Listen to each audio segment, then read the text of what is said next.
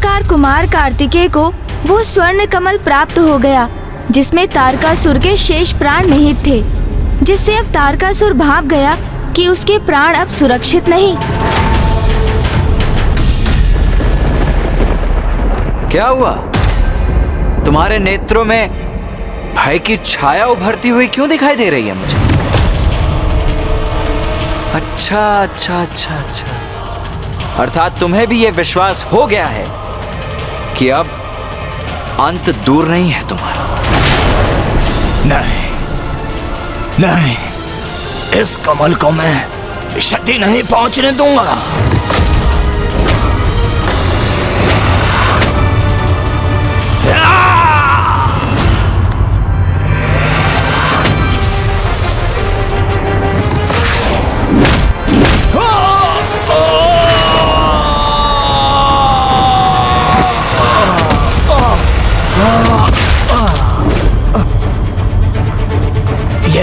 ये नहीं हो सकता। मेरी योजना विफल नहीं हो सकती। नहीं, मुझे स्वयं को संयत कर कोई उपाय करना होगा।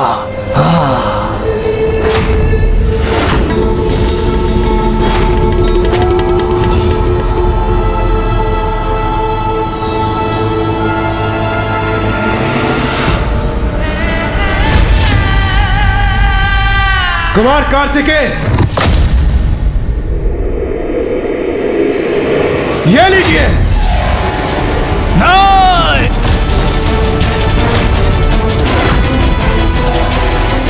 मेरे प्राण स्थित है इस कमल में। इसे देवताओं की क्रीड़ा का कंदूक नहीं बनने दूंगा मैं।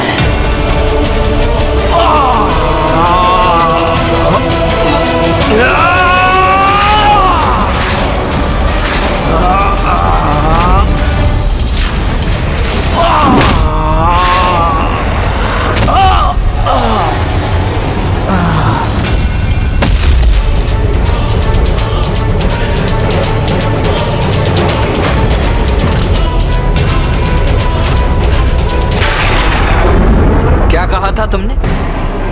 मैं अपनी माता के चरण कमल उनसे विलक कर दूं।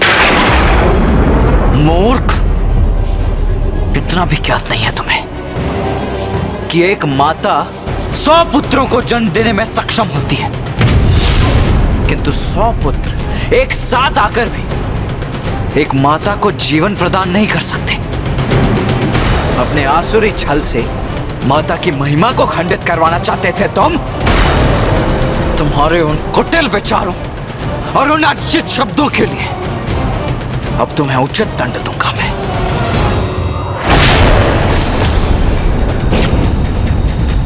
नहीं, नहीं, नहीं।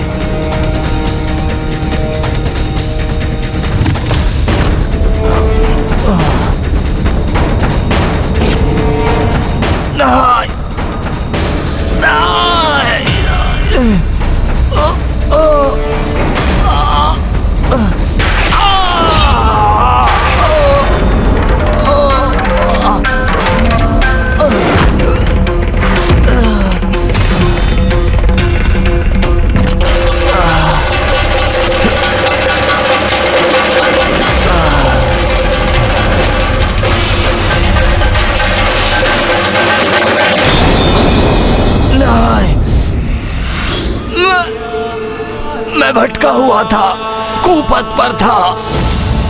भूलो ही मुझसे, मुझे छोड़ दो। मेरे इस कमल को कुछ मत करो। मेरे प्राण नष्ट मत करो। कुमार कार्तिकेय, छोड़ दो।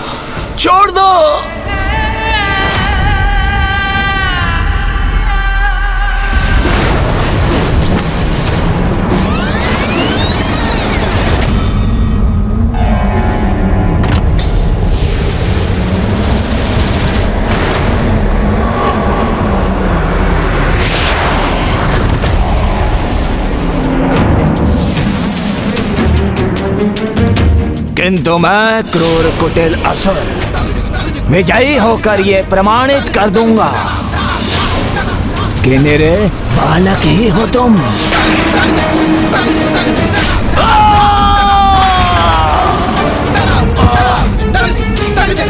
अपनी माता के चरण कमलों को विरग करेगा, तभी अंत कर सकेगा मेरा वो।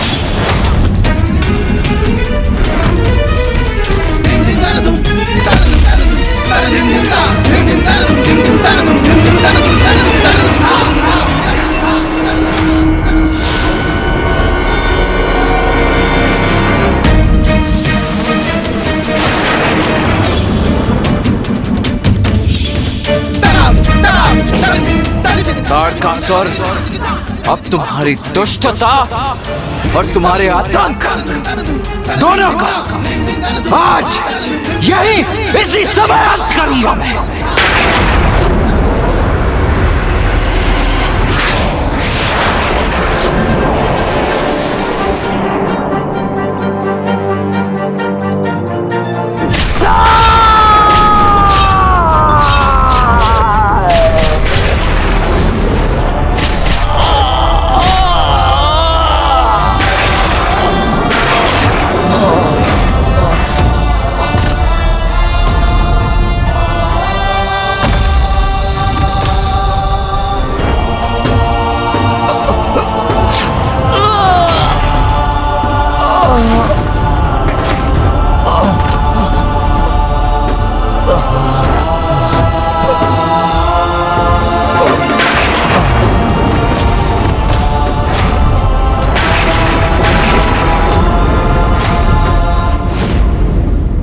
अंततः तारकासुर का अंत हो ही गया। कुमार कार्तिकेय ने तारकासुर का वध कर ही दिया।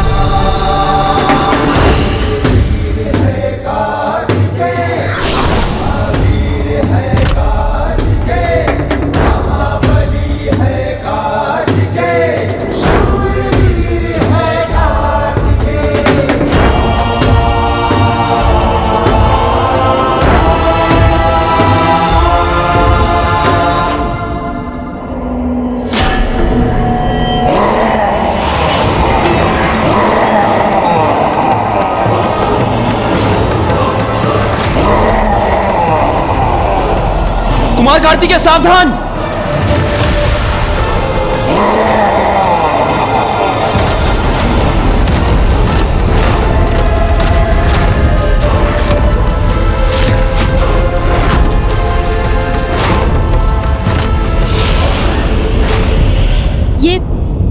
ये कैसे संभव है स्वामी? तारकासुर के शेष अर्ध प्राण जिस कमल में स्थित थे, उसे तो पुत्र कार्तिकेय ने नष्ट कर दिया। फिर तारकासुर अभी भी कैसे जीवित है?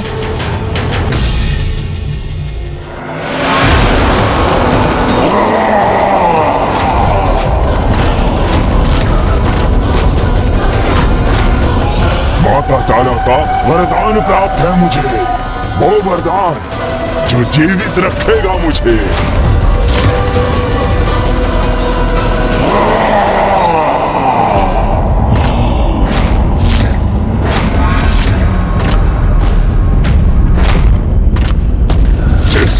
एक सर्प अपनी त्वचा त्याग कर एक नवीन रूप धारण करता है, उसी प्रकार मैं भी अपने पूर्व के शरीर को त्याग कर अपने अर्ध प्राण को सुरक्षित रखने हेतु यह दैत्याकार रूप धारण कर सकता हूँ।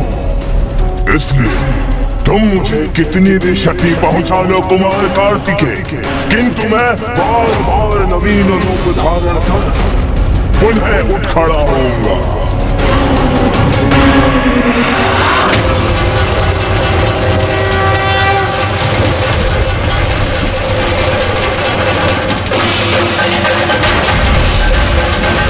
कुमार कार्तिकेय का क्रोध अब उसकी चरम पर पहुंच चुका है। तुम तो मात्र एक सर्प के समान अपना रूप ही परिवर्तित कर सकते हो ना तारकासुर, किंतु मैं तुम्हें उस सर्प रूपी शक्ति का परिचय दूंगा जो मेरे भीतर समाहित है।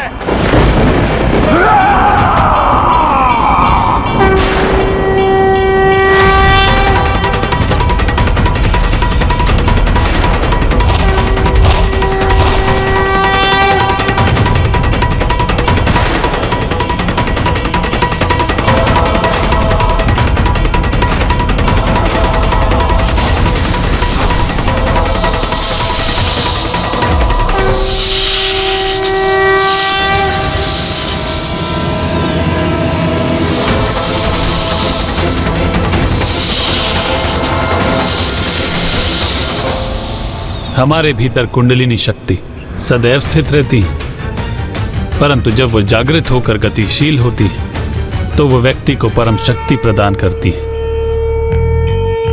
जैसे आज कुमार कार्तिकेय अपने जन्म के उद्देश्य अर्थात तारकासुर के अंत के इतना निकट है, तो उसकी सर्परूपी कुंडलिनी शक्ति पूर्ण रूप से जागृत होकर उसकी लक्ष्य की प्राप्ति के लिए सहायक बन रही है। अंत करो पुत्र, अंत करो तारकासुर का, अंत करो ससुर का जिसने देवताओं का जीवन कष्टमय बनाया, जिसने अनेकों बार सनातन धर्म का उल्लंघन किया, यज्ञादि में बाधाएं उत्पन्न, ऋषि मुनियों को बंदी बनाया, मेरे भक्तों को आतंकित किया, उन्हें पीड़ा पहुंचाई। नष्ट करो उस असुर को, अंत करो उसका पुत्र। देवी पार्वती भी अत्यंत क्रोधित हो उठी है।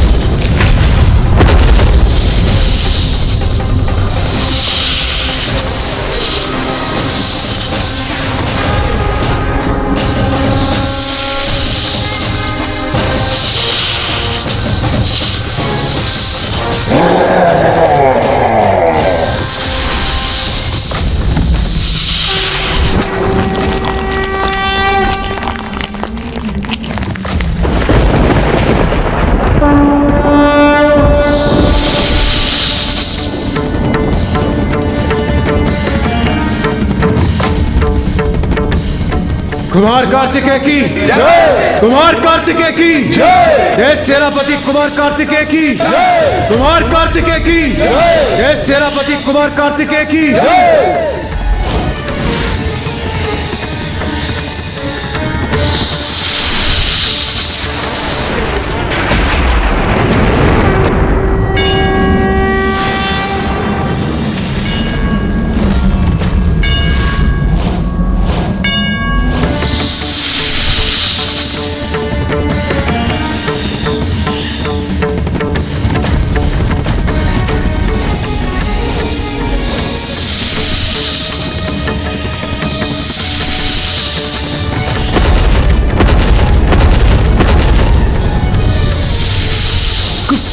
कुमार कार्तिकेय, हम असुर नहीं हैं, हम देवता हैं।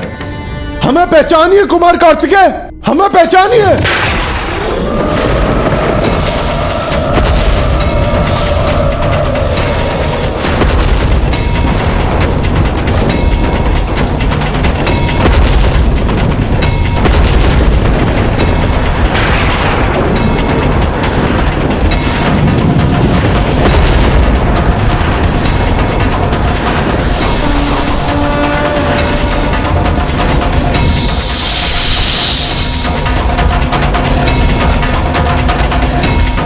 नारायण, ब्रह्मदेव, हम पे कृपा कर शीघ्र कोई उपाय कीजिए, क्योंकि सर्प रूप धारण करने के उपरांत कुमार कार्तिकेय अपने वास्तविक रूप में लौट ही नहीं रहे और उनकी उग्रता में निरंतर वृद्धि होती जा रही है।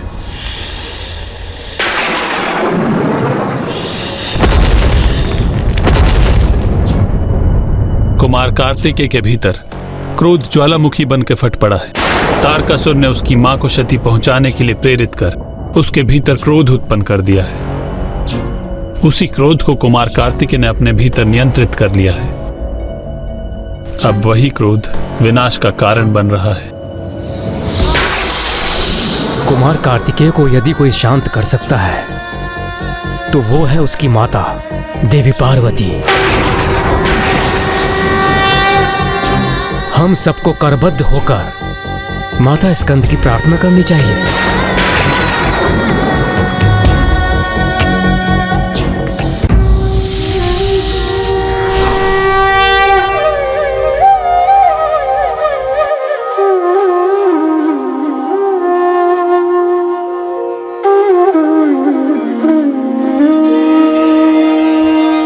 सिंहासन गता नित्यं पद्माश्रित करद्वया शुभादास्तु सदा देवी स्कंदमाता यशस्विनी स्कंदमाता यशस्विनी।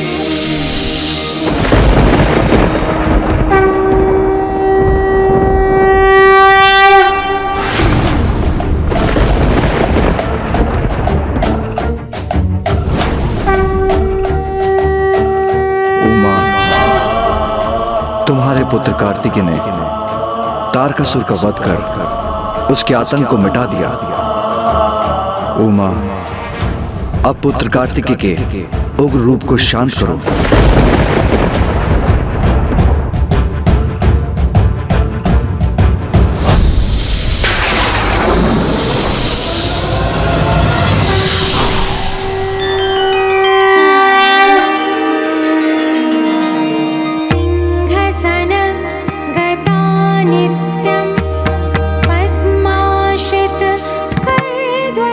पुत्र कार्तिकेय,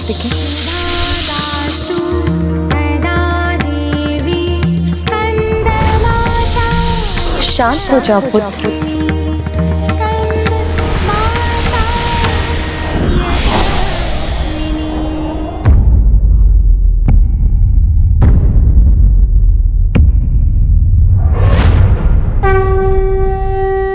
माता,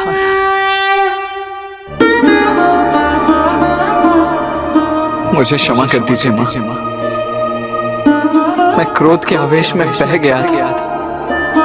मैं स्वयं पर नियंत्रण खो बैठा मां। मुझे क्षमा कर दीजिए। पुत्र, ये यात्रा तुम्हारे लिए अनेकों चुनौतियों से भरी रही। महादेव पुत्र हो तुम, किंतु फिर भी तुम्हें इस परीक्षा के माध्यम से देवताओं के समक्ष ही नहीं, अपनी दृष्टि में भी स्वयं को प्रमाणित करना पड़ा। और अब तारकासुर का वध करके तुम इस परीक्षा में सफल हुए।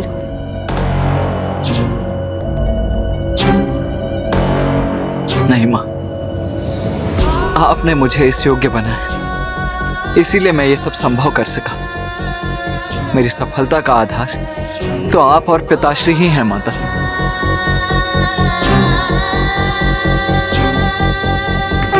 आयुष्मान भव पुत्र। कुमार कार्तिकेय की जय। कुमार कार्तिकेय की जय। कुमार कार्तिकेय की जय। कुमार कार्तिकेय की जय। देव सेनापति कुमार कार्तिकेय की जय। कुमार कार्तिकेय की जय। कुमार कार्तिकेय की जय। कुमार कार्तिकेय तो परम ब्रह्म है, इसलिए वो इच्छानुसार कोई भी रूप धारण करने में समर्थ हैं। तो सर्प रूप धारण कर उन्होंने तारकासुर का वध किया और उसे दंडित किया, और संसार को तारकासुर के आतंक से मुक्त कराने में स्कंद माता के मार्गदर्शन ने उन्हें और भी बल और सामर्थ्य प्रदान किया। ब्राह्मण देवता, मेरी एक और उत्सुकता शांत करने की कृपा कीजिए। जब कुमार कार्तिकेय कृतिका देवियों की ओर बढ़ रहे थे तो वो कौन सी देवी थी जिन्होंने कुमार कार्तिकेय को दर्शन दिए, जिनके दर्शन पाकर कुमार कार्तिकेय तारकासुर की चाल समझ सके।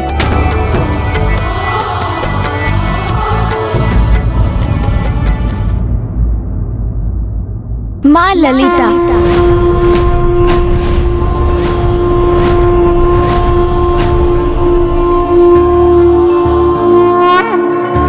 माँ आदि शक्ति की परम स्वरूप।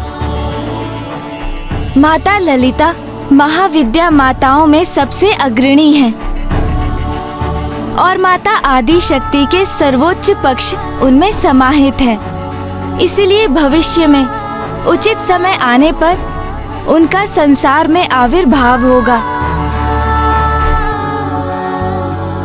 अब हम पंचम चक्र विशुद्ध चक्र पर अपना ध्यान केंद्रित कर स्कंद माता की अर्चना करेंगे। इस चक्र के जागृत होने से क्या होता है गुणेश जी? जब हमारा विशुद्ध चक्र बाधित होता है तब हमें अपना मत श्रेष्ठ प्रतीत होता है और हम दूसरे के विचारों को सदा असत्य मानकर उन्हें नकार देते हैं। किंतु हमारे विशुद्ध चक्र के खुलने पर हम उचित समय पे उचित प्रकार से मत प्रकट करने के साथ दूसरे के विचारों को श्रवण कर उन्हें स्वीकार कर उसके दृष्टिकोण को समझने में भी समर्थ हो जाते हैं। तो आइए अब ध्यान आरंभ करते हैं।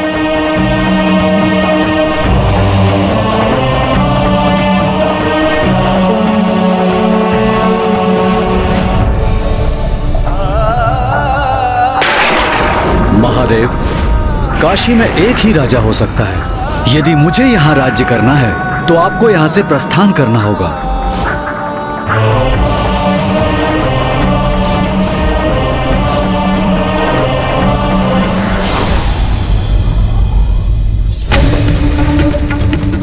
मैं महादेव से प्रश्न पर प्रश्न पूछता गया और उन्होंने निष्ठा और सत्यता से मेरे सभी प्रश्नों के उत्तर दिए, किंतु मैंने एक बार भी ये ज्ञात करने का प्रयास नहीं किया कि उनके मन में क्या है।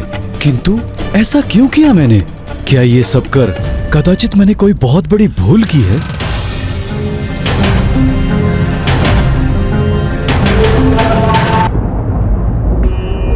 संवाद तभी संभव है जब दोनों पक्ष एक दूसरे को अपना मत प्रकट करने का पूर्ण अधिकार दें।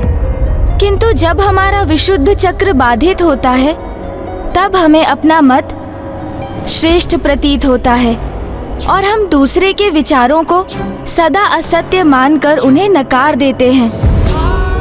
मैं महादेव से प्रश्न पर प्रश्न पूछता गया और उन्होंने निष्ठा और सत्यता से मेरे सभी प्रश्नों के उत्तर दिए, किंतु मैंने एक बार भी ये ज्ञात करने का प्रयास नहीं किया कि उनके मन में क्या है।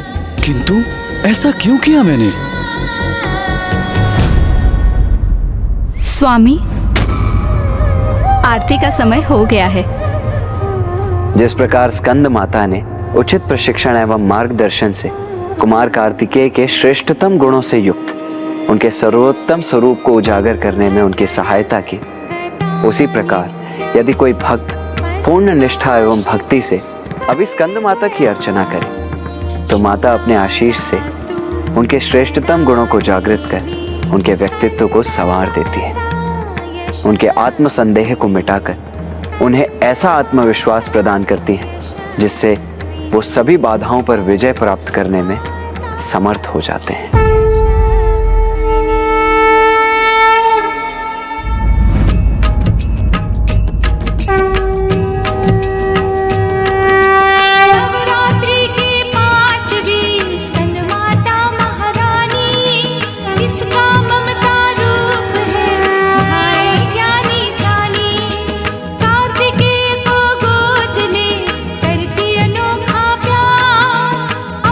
शक्ति दी उसे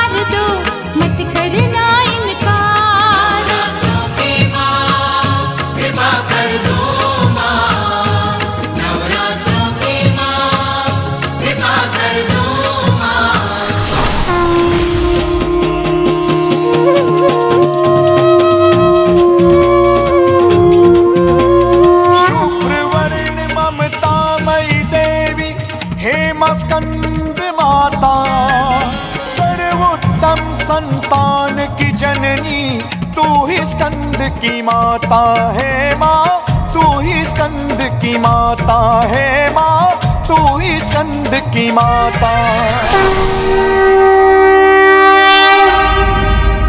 कल नवरात्रि का षष्ठम दिवस है। कल हम माता के छठे रूप माता कात्यायनी की कथा सुनेंगे और जानेंगे कि कैसे माँ ने जगत कल्याण हेतु अपने स्वामी महादेव का वियोग दुख सहा था।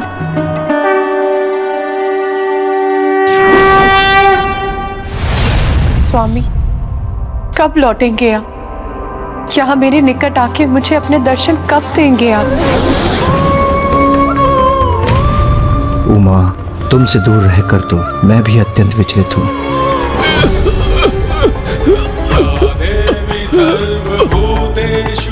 महादेव, महादेव, दर्शन दीजिए महादेव, दर्शन दीजिए महादेव।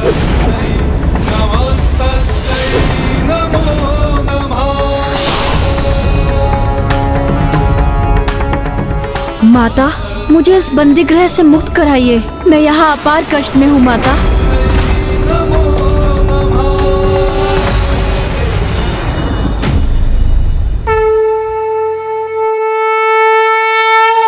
माता, स्कंद माता की महाकथा में आपको अब तक ज्ञात हुआ कि किस प्रकार कुमार कार्तिकेय का जन्म हुआ और किस प्रकार माँ आदि शक्ति ने उन्हें प्रशिक्षित कर उन्हें सबल बनाया। और अब हम आपको माता के षष्ठम रूप की कथा सुनाने जा रहे हैं। अरे अरे ब्राह्मण बंधु, आप माता से संबंधित एक अत्यंत महत्वपूर्ण प्रसंग का उल्लेख किए बिना ही कथा को आगे बढ़ा रहे हैं। अभी स्कंद माता की कथा संपन्न कहाँ हुई? इन घटनाओं के उपरांत उनके जीवन में जो संकट उत्पन्न हुए उन्हें कैसे भूल गए आप? संकट? कैसा संकट? दक्षिण में धर्म की स्थापना का उत्तरदायित्व सौंपकर महादेव ने कुमार कार्तिकेय को वहां भेज दिया।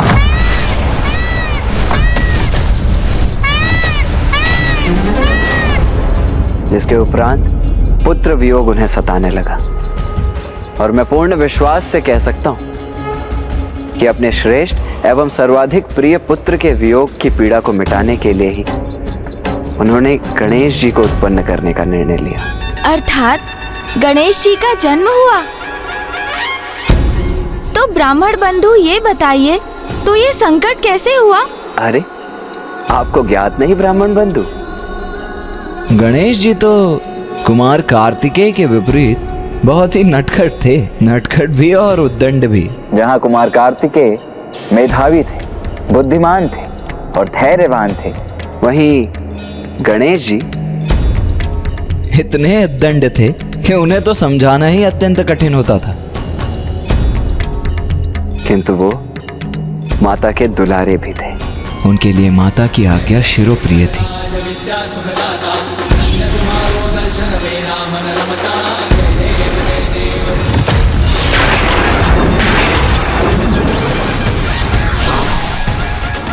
है जाइए।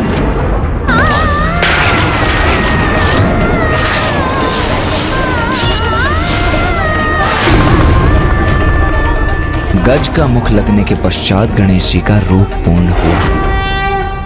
माता पार्वती ने उन्हें भी शिक्षा के साथ सुसंस्कार प्रदान किए और माता के उचित मार्गदर्शन के कारण ही उन्हें प्रथम पूज्य पद की प्राप्ति भी हुई। और वो विजेता हैं गजानन। प्रथम पूज्य गणेश की, प्रथम पूज्य गणेश की।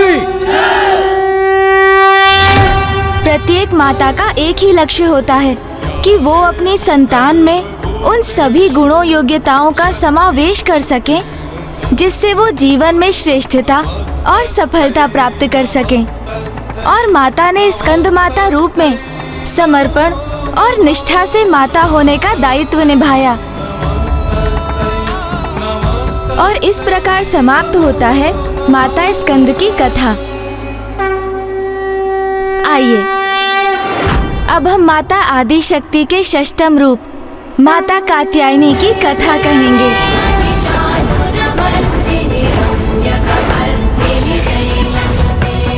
जय जय हे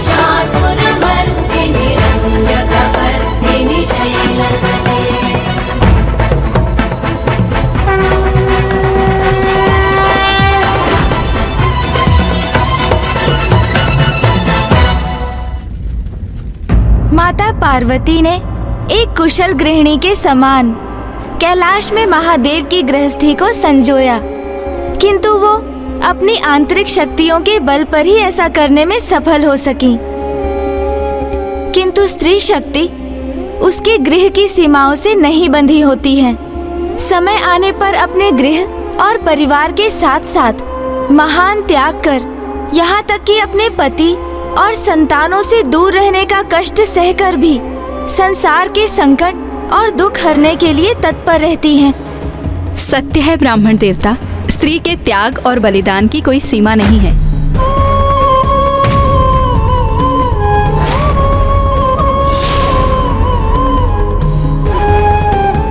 आपने सर्वथा उचित कहा माता। त्याग की प्रतीक स्त्री के इस रूप के दर्शन करेंगे हम माता कात्यायनी की कथा में, क्योंकि इस रूप को धारण करने हेतु माता को अपने स्वामी महादेव एवं दोनों पुत्रों कुमार कार्तिकेय एवं गणेश जी से दूर होने पर विवश होना पड़ा था। ये उस समय की घटना है जब संसार पर एक महाअत्याचारी दैत्य का आतंक छाया था और वो दैत्य महिष रूप में भी परिवर्तित हो सकता था। इसीलिए उसका नाम था महिषासुर।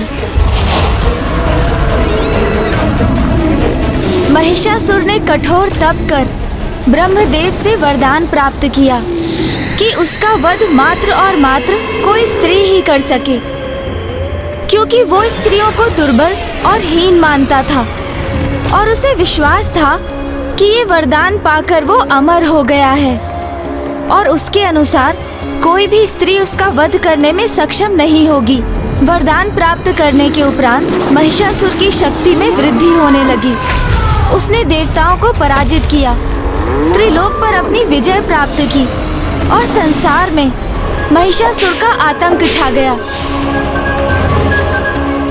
जहां एक ओर महिषासुर के आतंक से संपूर्ण सृष्टि में त्राहिमाम का स्वर गूंज उठा था, वहीं दूसरी ओर उसका वध करने हेतु माता ने ऋषि कात्यायन के घर उनकी पुत्री कात्यायनी के रूप में जन्म लिया।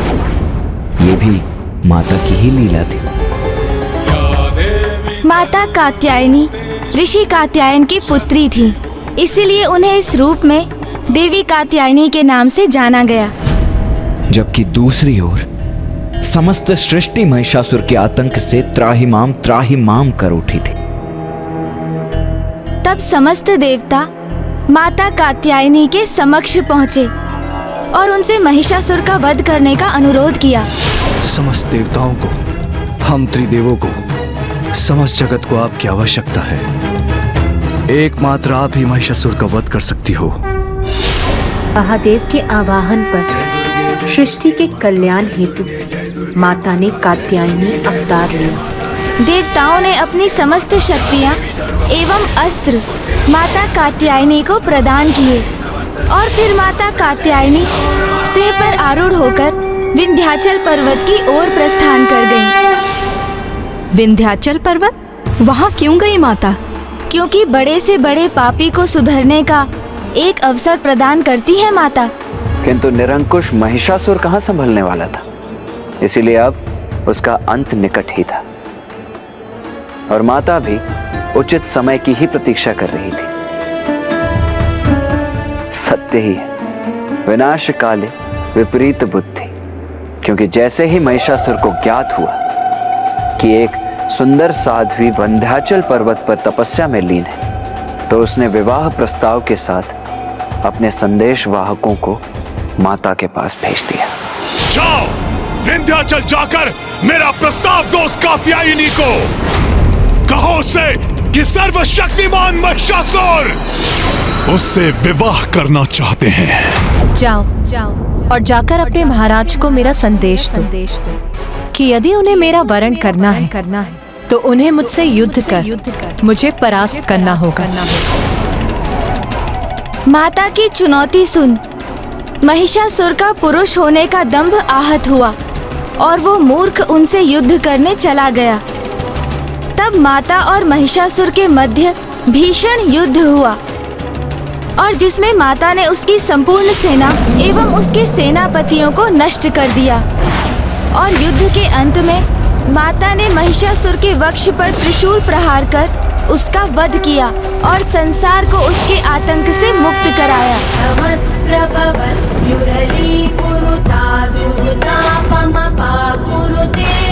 जय जय हे महिषासुरमर्दिनि रम्यकपर्दिनि शैलसुते।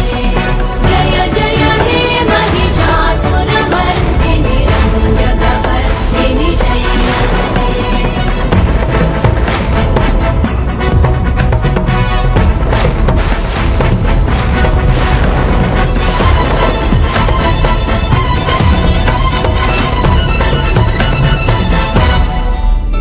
तो आइए अब हम अपने षष्टम चक्र अजना चक्र पर ध्यान केंद्रित करते हैं, जो हमारे नेत्रों के ऊपर दोनों भ्रिकुटियों के मध्य बिंदु पर स्थित है।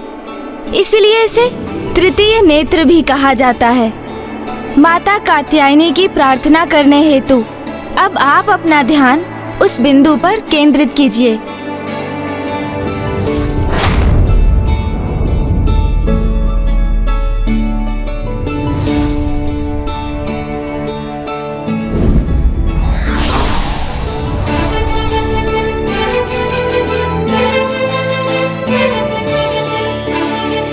अब मेरा स्वयं से साक्षात्कार हो रहा है।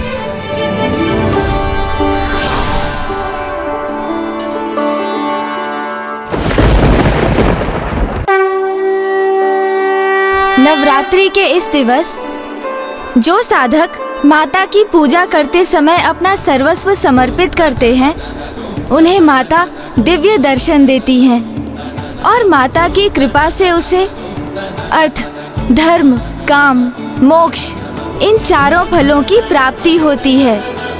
और वो जब तक जीवित रहता है, मृत्यु लोक में भी उसे स्वर्ग के अलौकिक तेज का अनुभव होता है। और पूर्ण भक्ति एवं निष्ठा भाव से जो भक्त माता की पूजा करते हैं, उनके जीवन से शोक, संताप, भय सदा सदा के लिए दूर हो जाते हैं और वो साथ ही जन्म जन्मांतर के पापों से मुक्ति प्राप्त करता है। अब हम माता कात्यायनी की आरती करेंगे।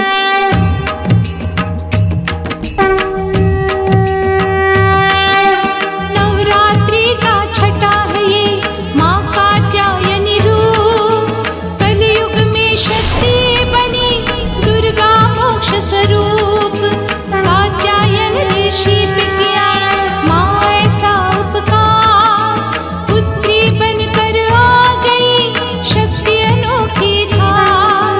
देवों की रक्षा करी लिया तभी अवतार, ब्रजमंडल में हो रही आपकी जय जयकार।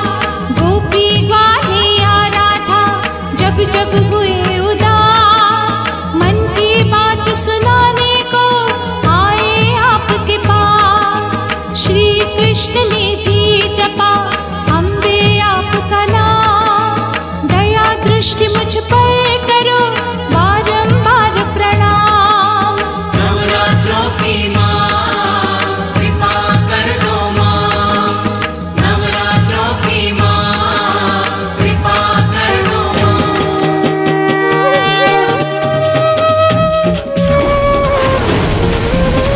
शक्ति रूप महिषासुर मर्दिनी हे मां कात्यायनी। नारी का आदर्श प्रतीक तू ही जगत की जननी हे मां, तू ही दानव घातिनी हे मां, तू ही दानव घातिनी।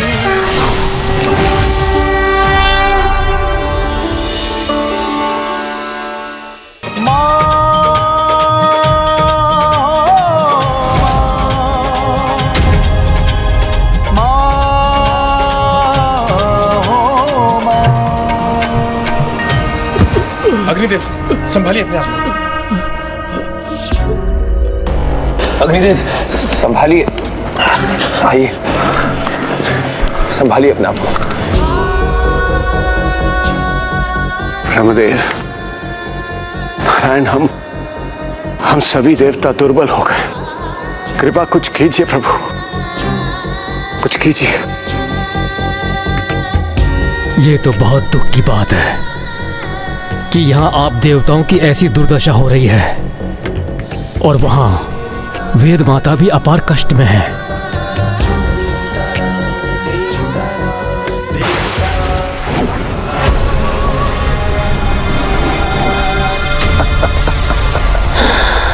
बहुत कष्ट हो रहा है वेद माता।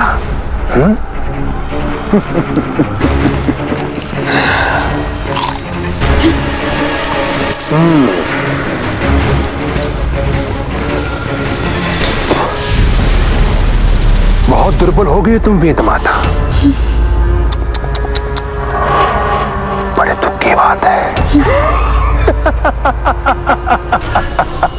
मुझे यहाँ से मुक्त करो दुर्गमासुर। मुझे यहाँ से प्रस्थान करने दो। वेद माता, तुम्हें मुक्त करूंगा तो संसार में ज्ञान का प्रसार होना पुनः आरंभ हो जाएगा। मनुष्य सदाचारी हो जाएंगे, ईश्वर की पूजा यज्ञ आदि में लीन हो जाएंगे। इसलिए तुम्हारे यहां बंदी रहने से तुम्हारा ज्ञान संसार से लुप्त रहेगा, अज्ञानता छाए रहेगी और मूर्ख अज्ञानियों को मैं किसी भी दिशा में भटकाकर अपना सेवक बना लूंगा।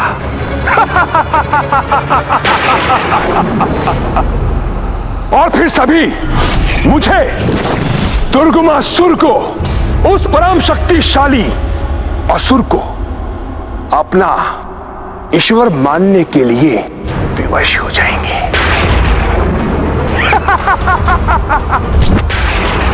वेद माता, मैं हूं दुर्गमासुर, जिसने ब्रह्मलोक से वेद माता का हरण कर संसार से वेदों का अस्तित्व ही मिटा दिया। इसलिए मैं तुम्हें कदापि मुक्त नहीं होने दूंगा वेद माता।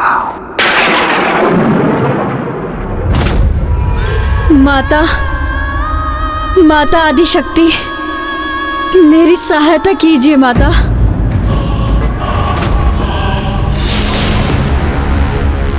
वेद माता, जितनी प्रार्थना करनी है कर लो, किंतु कोई भी माता तुम्हें यहां मुक्त कराने नहीं आ सकती।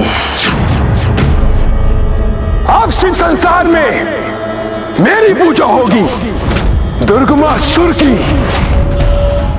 मैं संसार में इतना आतंक फैलाऊंगा, इतना आतंक फैलाऊंगा कि संसार में सभी मेरे नाम का उच्चारण करने के लिए विवश हो जाएंगे।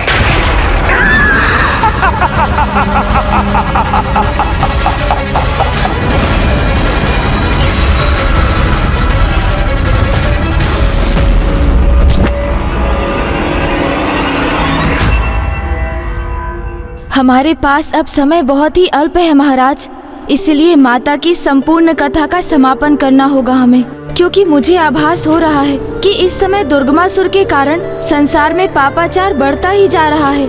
यदि शीघ्र ही माता पिता का मिलन ना हो पाया तो उनकी अनुपस्थिति में दुर्गमासुर संसार का अहित पर अहित करता चला जाएगा। इसलिए दुर्गमासुर का वध करने के लिए माता पिता का मिलन होना अति आवश्यक है। ओम नमः शिवाय, ओम नमः शिवाय, ओम नमः शिवाय।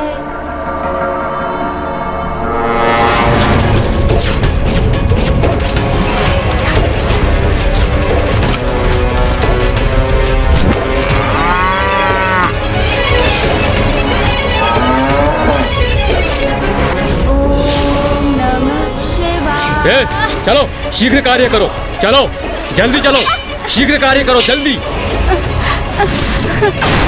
शीघ्र करो, चलो चलो जल्दी चलो, चलो चलो शीघ्र करो।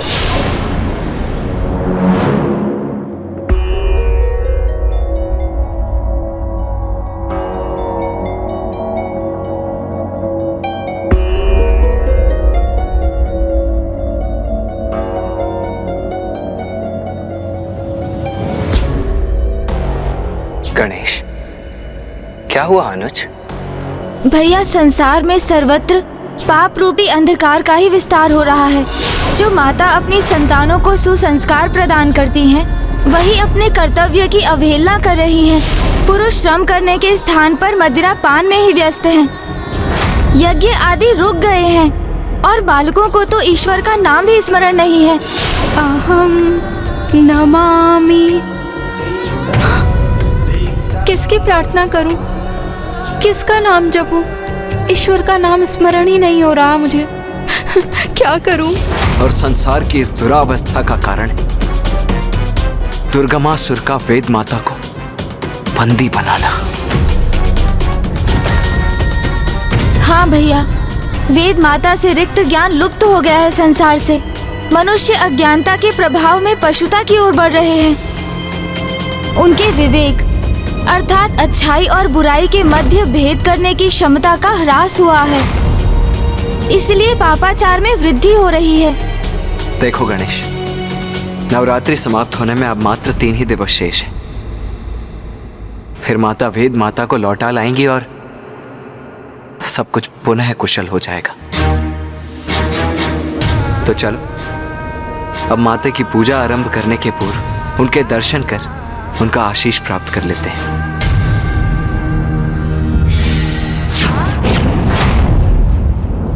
माता, आज हम महाराज देवोदास और महारानी सरला को आपके सप्तम रूप की कथा सुनाने जा रहे हैं। हमें आशीष दीजिए कि हम ये कार्य भली भांति संपन्न कर सकें। आप हमें राजभवन लौटने की अनुमति दीजिए माता। पुत्र कार्तिक, पुत्र गणेश, वहां जाने के पूर्व ऋषि जयगस्वे से भेंट कर उनके कुशल का ज्ञात अवश्य कर लेना। जो आज्ञा माता।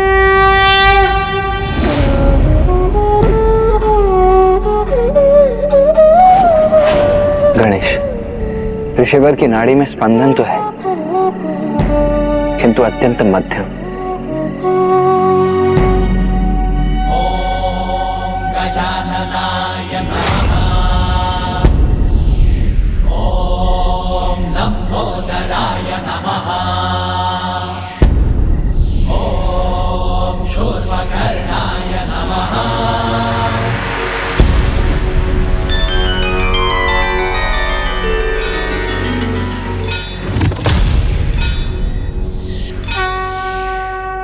यह उचित किया गणेश। ऋषिवर के भीतर प्राण शक्ति का संचार कर, जिससे उनके नाड़ी के स्पंदन में अब वृद्धि हो रही है।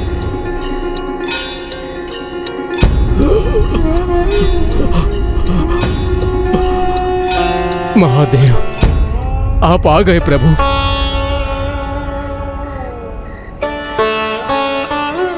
पिताश्री को यहाँ ना पाकर ऋषिवर के प्राण तो पुनः क्षीण पड़ते जा रहे हैं।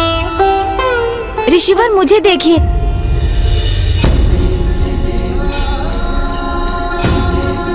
प्रथम पूज्य गणेश जी, महादेव कहाँ हैं? ऋषिवर, मुझ पर विश्वास रखिए। आपको महादेव के दर्शन अवश्य होंगे और आप अपनी पूर्ण आयु भोगेंगे। किंतु उसके लिए आपको अपने संकल्प को पूर्ण करने हेतु जीवित रहना होगा। जब महादेव मुझसे अप्रसन्न हैं, तो ऐसे जीवित रहने से क्या लाभ? किंतु अब मैं क्लांत हो चुका हूँ। तो मैं आपको प्राणायाम की विधि स्मरण कराता हूँ, जिससे आपके जीवन में नवीन ऊर्जा का संचार हो सके। और प्राणायाम से आरोह अवरोह की प्रक्रिया से व्यक्ति अपने श्वास पर नियंत्रण रख अपनी आयु एवं अपने प्राण की ऊर्जा में वृद्धि करने में समर्थ होता है। अब आप प्राणायाम का अभ्यास कर अपने प्राण को मध्यम एवं नियंत्रित गति में ले जाने का प्रयास कीजिए।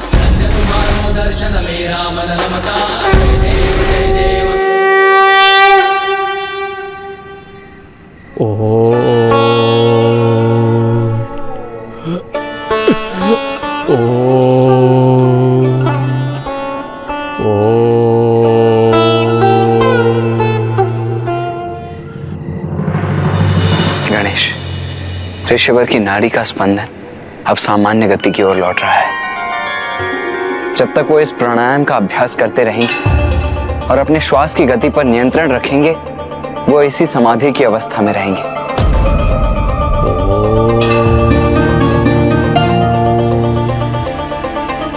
हाँ भैया, किंतु ये तो एक अस्थायी समाधान ही है और अभी 3 दिवस शेष है। हमें पिताश्री को काशी लौटाने का उपाय भी ढूंढना है। आओ गणेश, पूजा का समय हो चुका है, हमें राजभवन लौटना चाहिए अब। हाँ भैया।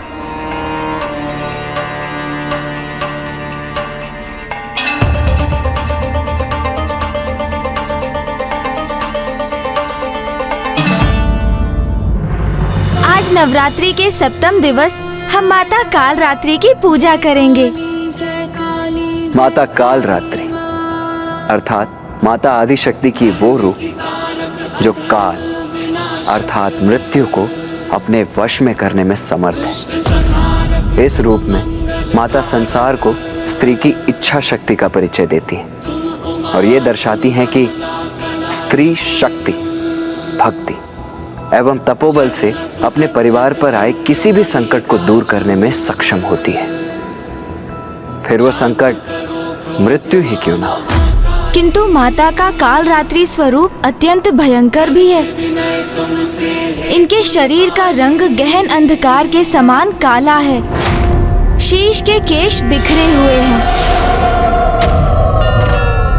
और इनके कंठ में विद्युत समान चमकीली माला स्थित है। माता के 3 नेत्र हैं, जो ब्रह्मांड के प्रतीक के समान गोलाकार हैं। प्रत्येक नेत्र से विद्युत समान चमकीली प्रकाश किरणें प्रस्फुटित होती हैं। इनकी नासिका से श्वास प्रवाह के स्थान पर भयंकर अग्नि के समान ज्वालाएं प्रवाहित होती हैं और इनका वाहन गर्दभ है। इनके 4 हाथ हैं। दाहिनी ओर के ऊपर वाले हाथ वर मुद्रा में रहता है और नीचे वाला हाथ अभय मुद्रा में रहता है और बाईं ओर के ऊपर वाले हाथ में लोह कंटक और नीचे वाले हाथ में खड्ग रहता है। माता काल रात्रि अज्ञानता रूपी बुराई का विनाश करती है और अपने भक्तों को वो शांति, स्थिरता एवं साहस प्रदान करती है। स्वरूप से भयंकर प्रतीत होने वाली माता काल रात्रि की पूजा का फल सदैव शुभ होता है, इसीलिए इनका एक नाम शुभकारी भी है। अब हम माता काल रात्रि की आरती करेंगे।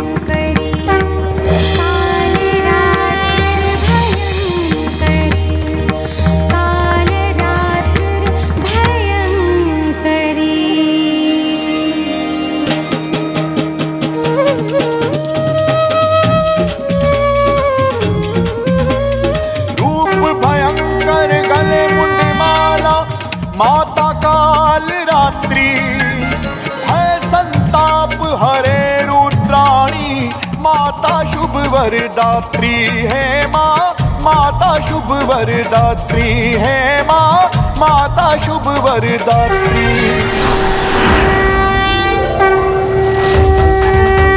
अब तक माता के 9 रूपों की कथा में आपने जाना कि माता ने शैलपुत्री रूप में महाराज हिमावन के यहाँ जन्म लिया, फिर ब्रह्मचारिणी रूप में कठोर तप कर महादेव को वर रूप में पाकर उनसे विवाह किया, फिर चंद्रघंटा रूप में घंटनाद से बुरी शक्तियों का नाश किया, कैलाश और अपने स्वामी की कुशलता को सुनिश्चित किया। माता कुष्मांडा स्वरूप में माता ही संसार की प्राण शक्ति होती हैं और उनके स्मित हास्य से ब्रह्मांड का जन्म होता है।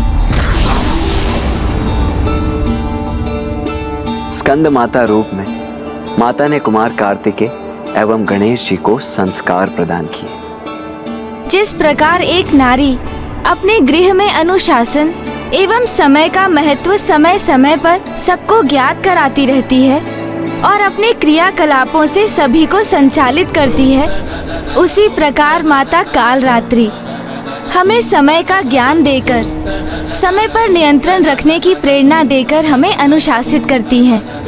माता के इस स्वरूप का प्रादुर्भाव तो इस कल्प में आगे चलकर होगा और तभी संसार को माता की कथा का ज्ञान भी होगा। किंतु ब्राह्मण देवता, आपने ये नहीं बताया कि माता कालरात्रि के जाप से, उनकी प्रार्थना से कौन सा चक्र जागृत होता है?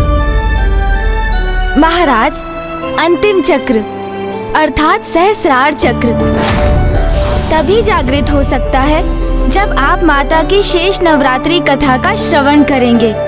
उसके लिए आपको थोड़ी और प्रतीक्षा करनी होगी महाराज।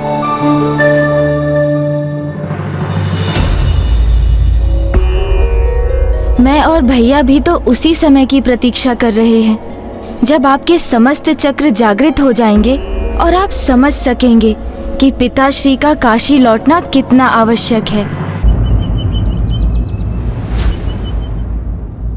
आज नवरात्रि का अष्टम दिवस है। आज हम माता महागौरी रूप की कथा कहेंगे। माता महागौरी, हम माता के इस रूप की कथा सुनने के लिए अति उत्सुक हैं ब्राह्मण देवता। गौर अर्थात स्वर्ण, माता का ये अद्भुत और सुंदर स्वरूप स्वर्णिम आभा से सुशोभित है।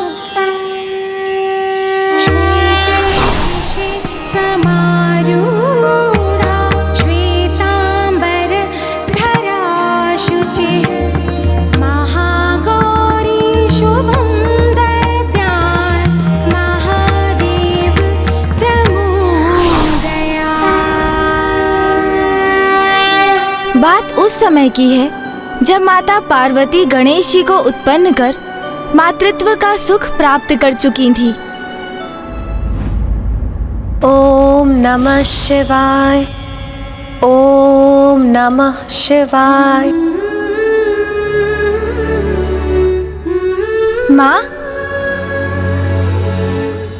पुत्र,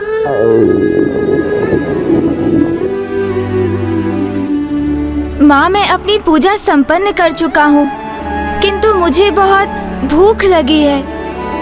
पुत्र, मैं अभी भोजन की व्यवस्था करती। जाओ और जाकर अपने भ्राता को भी बुला लो, तो अभी अभ्यास कर रहा होगा।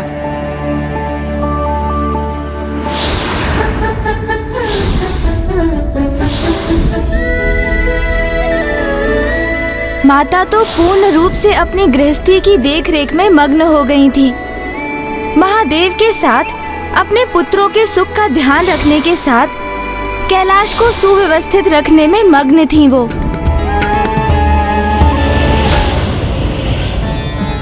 नाथ, देवी पार्वती को इतनी कुशलता से अपनी गृहस्थी संभालते देखकर देवी मैना और महाराज हिमावन को अपनी पुत्री पर कितना गर्व होगा ना।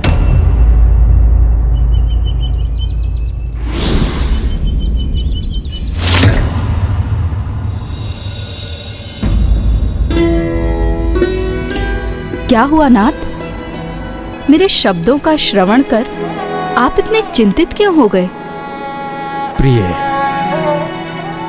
देवी पार्वती, गृहिणी का कर्तव्य तो बड़ी कुशलता से निभा रही हैं, किंतु मुझे आशंका है कि वो इस साधारण दिनचर्या में कहीं इतनी तल्लीन तो नहीं हो गई हैं कि अपना वास्तविक परिचय ही भूल गई हैं।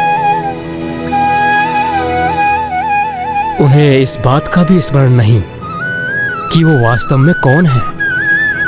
यह सत्य है कि वो एक पुत्री होने के साथ साथ एक पत्नी भी हैं और एक माता भी हैं, किंतु इससे भी पूर्व वो देवी आदिशक्ति हैं। देवी पार्वती को उनके वास्तविक अस्तित्व का स्मरण कराने का समय आ गया है। आप उन्हें ये स्मरण कराएंगे?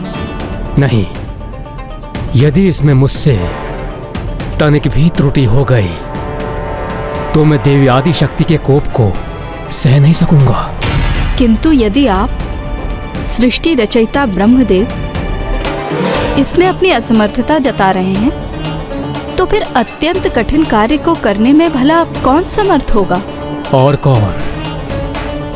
ये तो स्वयं भोलेनाथ महादेव को ही करना होगा।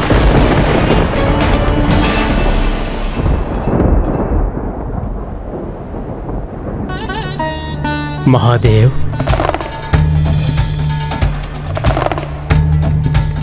क्या हुआ ब्रह्मदेव? किस चिंता ने आपको यहां आने पर विवश कर दिया? महादेव, जगत कल्याण हेतु अब वो समय आ गया है जब देवी पार्वती को अपने देवी महागौरी रूप में प्रकट हो जाना चाहिए।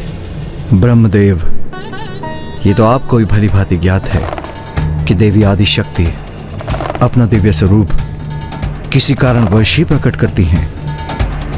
जैसे यदि सृष्टि पर किसी असुर का आतंक छाया हो या उनकी संतानें किसी बड़ी संकट में हो आदि।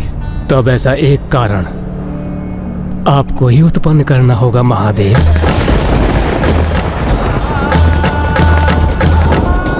देवी पार्वती अपने गृहस्थी में इतनी रम गई हैं कि वो ये भी भूल गई हैं कि उनका दिव्य स्वरूप क्या है। इसीलिए किसी प्रकार उनमें उत्तेजना उत्पन्न नहीं होगी। उनमें अपने दिव्य स्वरूप को धारण करने की इच्छा भी जागृत नहीं होगी। ब्रह्मदेव, स्पष्ट कहिए, आपकी मुझसे क्या अपेक्षा है?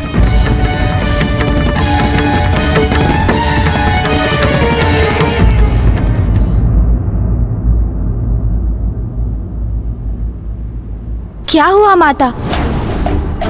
आप अचानक इतनी विचलित क्यों हो गईं? ब्राह्मण देवता, इतनी कठोर तपस्या कर माता ने पति रूप में महादेव का सानिध्य प्राप्त किया और फिर संतान प्राप्ति के मार्ग में भी उन्होंने इतनी बाधाओं का सामना किया। और अब जब माता को कुमार कार्तिकेय और गणेश जी के रूप में संतान सुख की प्राप्ति हुई और उनका जीवन एक पूर्णता प्राप्त कर चुका था, तो उनके द्वारा एक गृहिणी के दायित्व को निभाने में अनुचित क्या था? माता, इसमें तो कुछ भी अनुचित नहीं है। वैसे भी एक गृहिणी का कर्तव्य तो अत्यंत कठिन होता है, किंतु सत्य तो ये भी है कि माता जगत जननी है, माता आदि शक्ति है और उनकी दया दृष्टि एवं स्नेह की आवश्यकता तो इस संपूर्ण संसार को है। समय समय पर दुष्ट शिक्षण एवं शिष्ट रक्षण हेतु माता को अपने दिव्य रूपों में प्रकट होना अनिवार्य होता है। सृष्टि को माता की आवश्यकता थी, क्योंकि साधकों को अनेक सिद्धियां प्राप्त करने में एकमात्र माता ही सक्षम थी और ये साधक इन सिद्धियों की शक्ति से ही संसार का कल्याण कर सकते थे। माता पार्वती द्वारा माता महागौरी रूप धारण करना स्त्री शक्ति की पूर्ण व्याख्या के लिए भी आवश्यक था, क्योंकि एक स्त्री के जीवन में विवाह का विशेष महत्व होते हुए भी उसका जीवन वहीं समाप्त नहीं हो जाता। विवाह के उपरांत भी एक स्त्री परिवार की देखरेख के साथ साथ सर्व समाज के उत्थान में अपना योगदान देने में समर्थ होती है। उचित कहा ब्राह्मण देवता। तो फिर ब्रह्मदेव ने माता को प्रेरित करने हेतु कैसा कारण उत्पन्न करने का सुझाव दिया? उनके अनुसार इसका एकमात्र उपाय था महादेव द्वारा माता का अपमान।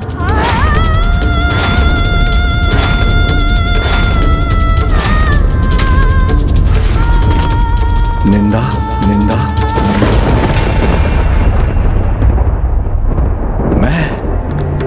मैं उमा की निंदा करूं? हाँ महादेव, आप किसी भी प्रकार देवी पार्वती के रूप की निंदा कीजिए। ब्रह्मदेव, मेरी अर्धांगिनी है उमा, उसका रूप नहीं, उसका तो संपूर्ण प्रतिरूप दिव्यता का प्रतीक है, अति सुंदर है, उनकी शक्ति अनंत है, स्वयं प्रकृति है। और ये ज्ञात होते हुए भी आप मुझे कैसा सुझाव दे रहे हैं? मेरे कथन को अन्यथा ना ले महादेव।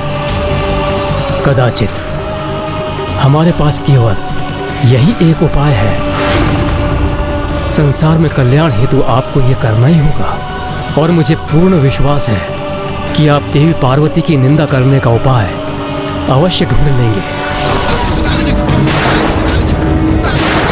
तो क्या महादेव ने माता की निंदा की?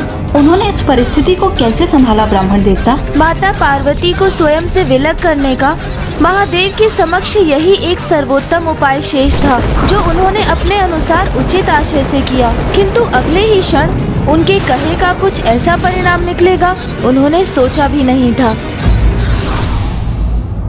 जब जब पाप बढ़ता है, ईश्वर उसके अंत के लिए किसी न किसी अवतार में अवश्य आते हैं।